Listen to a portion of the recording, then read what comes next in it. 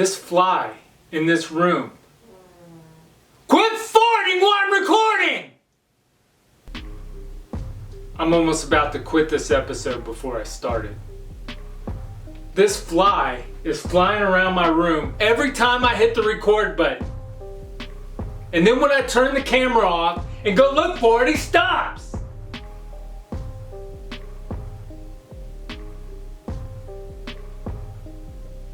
It's so, there you are! I want to murder, oh yeah, on the graded games! So I can't hit you, huh?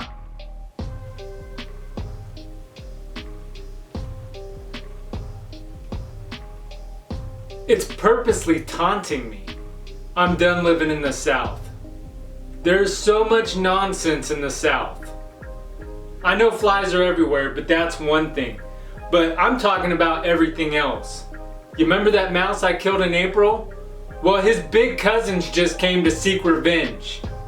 I'm sitting in the game room yesterday, and all of a sudden I hear loud footsteps in my ceiling and screaming. It's a rat up there screaming about something, like he's in pain or fear. Why would he be in fear? Is there a snake up there chasing him? That's all we need, a snake up there. Snakes, mice, rats, spiders? Yeah. You remember that trap I showed you with 3 brown recluse poisonous spiders on it? You want to see what it looks like now?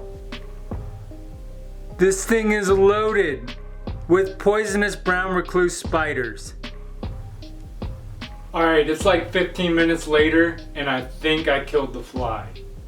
He was on the curtain and I smacked him with the 20-ounce bottle. I didn't see where he went, but I don't hear him flying around anymore.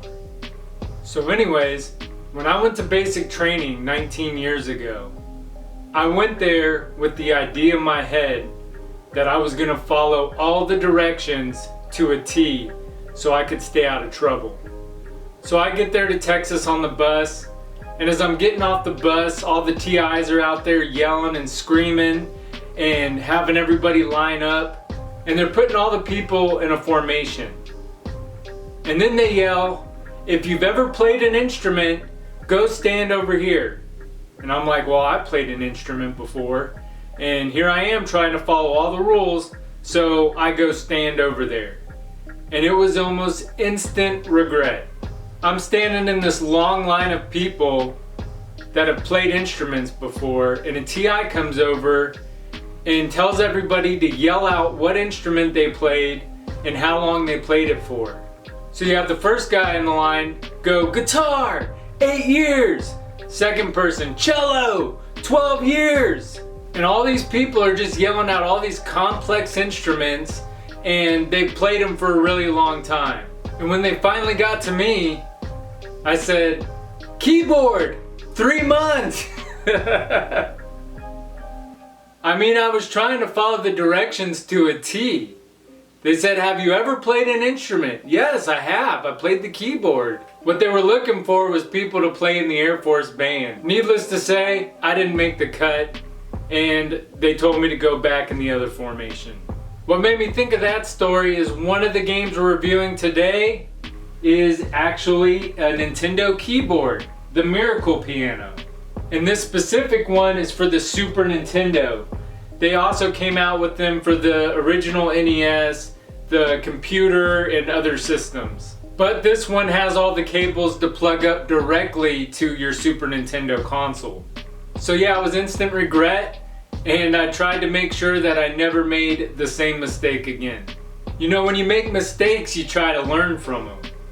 And a long time ago, I bought a game off eBay from a new seller, and it came in the mail, and it was completely fake. I ended up getting the money back and everything, but it's just a hassle. So ever since then, I've always avoided new sellers on eBay. But I was in the process of looking for an Earthbound cart because I've had the box and guide for the longest time. I just never got the cart to complete it. So I've been trying to get this cart because the cart was one of the most expensive things I had left. And typically a cart in good condition will go for $350 to $400. Well, out of nowhere, this one Earthbound cart pops up and the seller's asking $285. And it's actually in really good condition. So I'm like, all right, what's the catch? And sure enough, I look and the seller had just started his account. He didn't have any feedback to go off of, but the price was so good. And I studied the cart and it looked like it was a legit cart in the photos.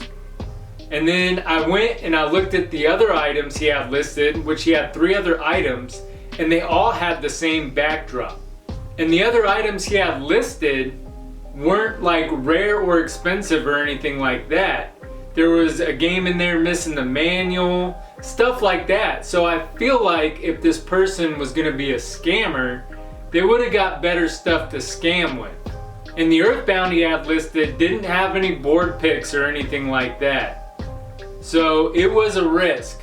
But for $285 and his other listings looked legit, I decided to pull the trigger. And then it shows up in the mail yesterday. And I opened the package completely expecting a fake. But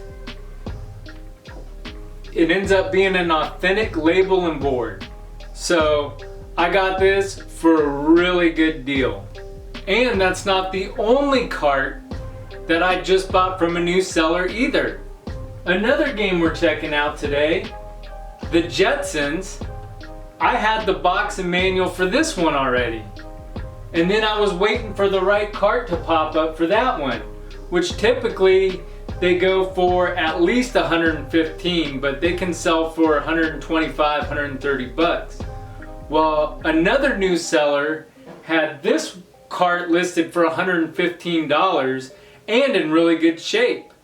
And I was watching it, but of course, because he was a new seller, I didn't want to buy from him because I try not to make the same mistakes twice.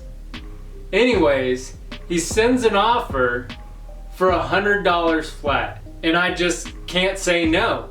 So I buy it, and sure enough, it comes in, it's authentic, and I got a really good deal on a Jetsons cart now. And I'm not done yet. I got another game from another new seller. I don't know what's with all these new sellers, but there's another game. Super Adventure Island. Now this one is not super rare, expensive, or hard to find or anything like that, but it typically goes for $80 to $100. And this has a sticker on it that I still gotta remove yet, but it's gonna be in really great condition after I clean it up. And the seller sent me an offer, new seller, for $50. And it showed up, great shape, and now I'm just getting comfortable buying from these new sellers. It does help that eBay has buyer protection, and I've been on eBay a long time, so if anything did happen, it probably wouldn't be too hard to get my money back if they decided to try to scam me. So the reason I'm standing over here instead of in front of the Super Nintendo games like I normally do is because 3 of the 4 games we're reviewing today are on this shelf and not on the main shelf. But anyways, today we have 4 games that we'll be adding to the collection. Let's check them out.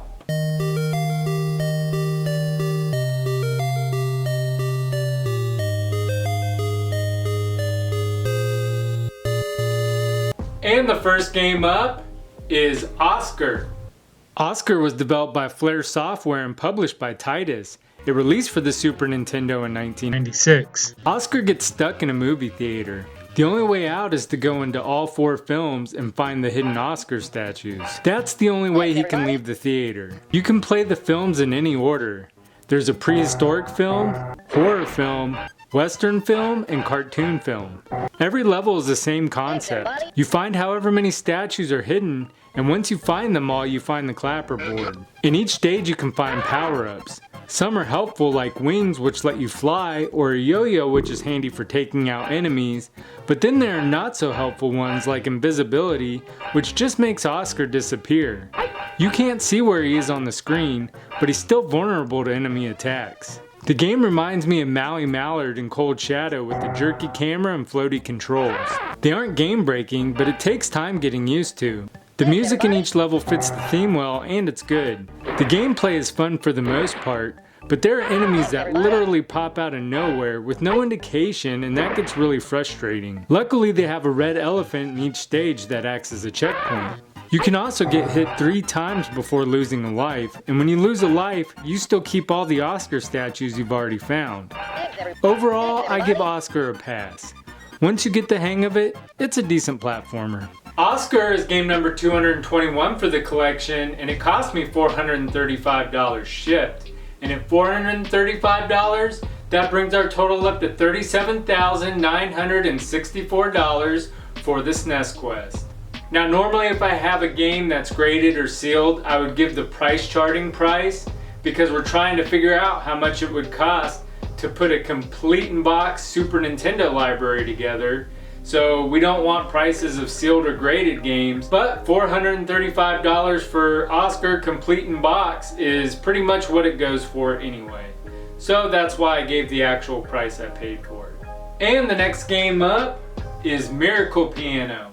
Miracle Piano was developed and published by Software Toolworks, releasing for the Super Nintendo in 1991. Do you have a Super Nintendo and want to learn how to play the piano? Look no further than the Miracle Piano.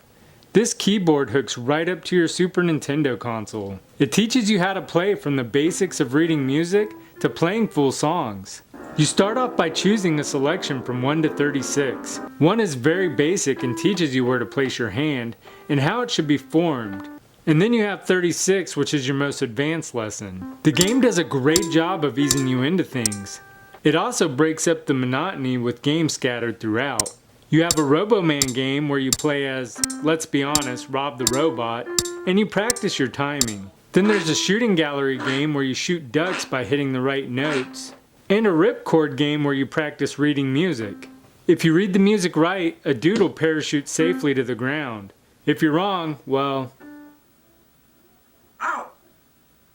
it's a pretty neat game, and it's still a great way to learn how to play the piano. The Super Nintendo version is a bit pricey, but there are versions for other systems including the NES and PC that can be found cheaper. Even with the price tag, it probably would pay itself off compared to taking actual piano lessons. Overall, Miracle Piano is a great game, and it's very useful if you want to learn how to play. Miracle Piano is game number 222 for the collection, and it cost me $400 shipped. And at $400, that brings our total up to $38,364 for the SNES Quest. Now, $400 was a pretty good deal for this because it's really minty inside. It doesn't look like anything in there's ever been used. And the seller was asking $529 for it. And that's a little bit higher than normal Miracle Pianos go for, but because it says Super NES right here, this is the version I wanted to get. It's a little bit more expensive than some of the other ones. And I think the Genesis version is a lot more expensive than this. But anyways, the seller was asking $529. It was sitting on there forever. I was watching it, but there was no other great options on eBay. And it was one of the more expensive, harder to find things that I had left. So I sent the seller an offer of $400, and shockingly they just accepted it. So I'm really happy to scratch this one off the list. And the next game we have up is Earthbound. Earthbound was developed by Ape Incorporated and HAL Laboratory and published by Nintendo. It beamed onto the Super Nintendo in 1995. A meteorite crashes and Ness goes to investigate. As Ness goes to investigate, he helps his friend retrieve his brother, and a bee emerges from the future telling Ness he must collect 8 melodies with the Sound Stone to get everything right in the world. Earthbound is a game that sucks you in. It's strange, but it's a joy to play at the same time. It's hard to put down the controller when playing because you want to see what's going to happen next. It also helps that the game is very rewarding. You can level up fairly quick and gain money quickly to stock up on supplies. The battle system is like other RPGs. You have your physical attack, spells, and you can also auto battle in the game. Something that stands out about the battles is how you approach enemies. If you're facing away from them, or they come at you from the side, the screen will turn red and they can get a surprise attack on you. Likewise, if you get them from behind, the screen turns green and you get to take a surprise attack on them. Another cool thing when you surprise some enemies, it will automatically let you win, which saves a lot of time. Another great thing is you don't have to purchase all your armor. Sometimes just talking to people will get you gear. If I could improve some things about the game, it would be more animation in the battles, and maybe some more save points. Other than that, the game is fantastic. The visuals look great, the music consistently changes throughout the game, it's an excellent soundtrack, and the gameplay is a blast. Earthbound is definitely a game worth checking out if you're a fan of RPGs. Earthbound is game number 223 for the collection, and I got the box and guide on auction for $745 shipped. Then I got the cart for $296 shipped, bringing our total up to $1,041. And at $1,041, that brings our total up to $39,405 for the Super Nintendo Complete in Box Quest. Finally, we have the Jetsons, Invasion of the Planet Pirates. The Jetsons was developed by Sting and published by Taito. It released for the Super NES in 1994. Pirates, run by the evil Zora, are planning an invasion, and Captain Zoom tasks you, George Jetson, with putting a stop to them. He helps you by giving you a vacuum cleaner, or what the game calls POP, as a weapon. POP stands for Pneumo-Osmotic Precipitator. It's like playing Luigi's Mansion, but with George Jetson on the SNES. You can suck up blocks and enemies and then use them as projectiles. You also can fire things at switches to open paths. A cool mechanic in the game is being able to suction to walls or the ceiling. The graphics in the game are excellent. The music is good as well. But the actual Jetsons theme music is only played at the title screen. The controls are good for the most part, but seem to go haywire at times. There were times I was going across the ceiling pushing right on the D-pad, but George would flip around and go to the left. But it was only in a few sections and it wasn't a problem all the time. The gameplay is fun, but it gets pretty challenging as you make your way to the later levels. And there's no password or saves, so you have to beat it all in one sitting. It helps you can still start off at a checkpoint in a level, even after getting a game over. Overall, the Jetsons is still a game worth playing today. The Jetsons, Invasion of the Planet Pirates, is game number 224 for the collection, and it cost me $351 shipped. And at $351, that brings our total up to $29,756 for the Super Nintendo Complete in Box Quest. Let's get these games on the shelf.